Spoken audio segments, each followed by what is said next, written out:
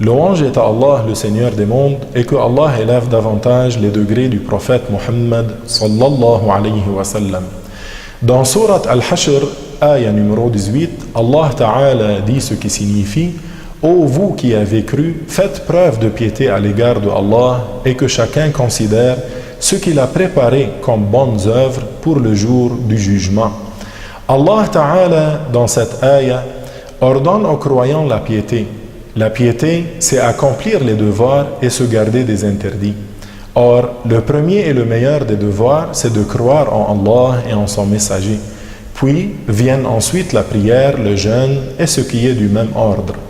Le plus grand des péchés et le plus grave, c'est la mécréance en Allah Ta'ala. C'est le péché que Allah Ta'ala ne pardonne pas à celui qui meurt en étant chargé de ce péché. Tout autre péché, en dehors de la mécréance, comme le vol, la consommation d'alcool et la consommation du gain usuraire, Allah les pardonne à qui il veut parmi ses esclaves croyants.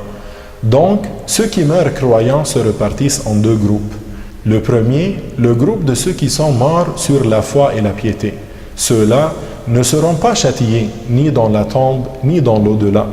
Le deuxième, le groupe de ceux qui sont morts sur la foi, mais qui faisaient partie des grands pécheurs, c'est-à-dire qu'ils délaissaient la prière et le jeûne, qu'ils buvaient de l'alcool et mangeaient du porc, par exemple.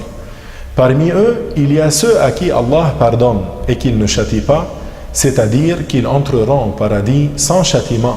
Et il y a aussi parmi eux ceux que Allah Ta'ala châtie, puis fait entrer par la suite au paradis où ils resteront éternellement. Je finis en demandant à Allah qu'il nous augmente en connaissance et que nous soyons parmi les gens du paradis et de la félicité. Que Dieu vous accorde la paix et à la prochaine.